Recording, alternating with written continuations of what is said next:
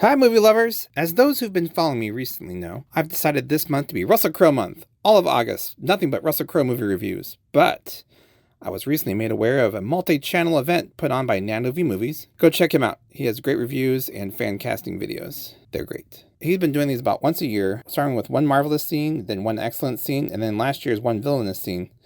And I was able to partake in the excellent scene playlist with my review of Daredevil's good scene from the X-Men Origins Wolverine, but didn't join up last year for the villainous one. This year, his event is called One Musical Scene, where we pick one scene that's, musical, and discuss it. And this turned out to be great, because I was trying to figure out what to do about Les Miserables. So I'm going to discuss Javert's final scene, the song Javert's Suicide.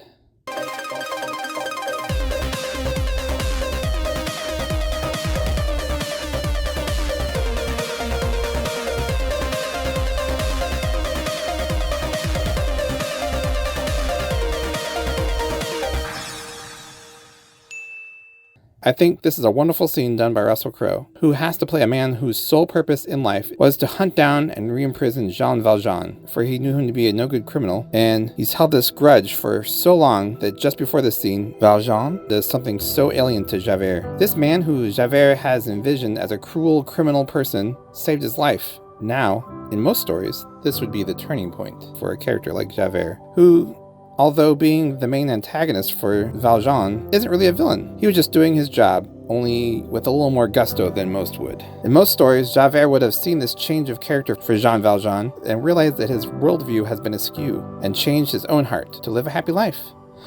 But this isn't most stories. This is Les Miserables. So Javert is unable to process what has happened. It's like when the first Pentium processors tried to divide by zero and blew up. I think that was a real thing. He can't remember why the man who he spent his whole life hunting would spare his life when given the chance to kill him. It rocked him so hard. In his mind, it always had to be either Valjean or Javert. He even says that by granting him his life that day, he still killed him even so. And so, he decides to jump off that bridge onto the side of the fountain to the corniest splat sound effect ever. Listen.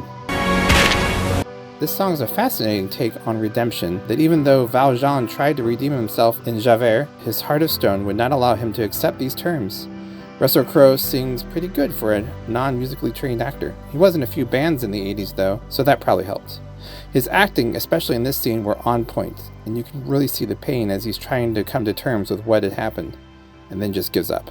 And that's why I entered this into the One Musical Scene event. With that, I'm Mr. Movie Lover, and I'll see you real soon. Bye-bye.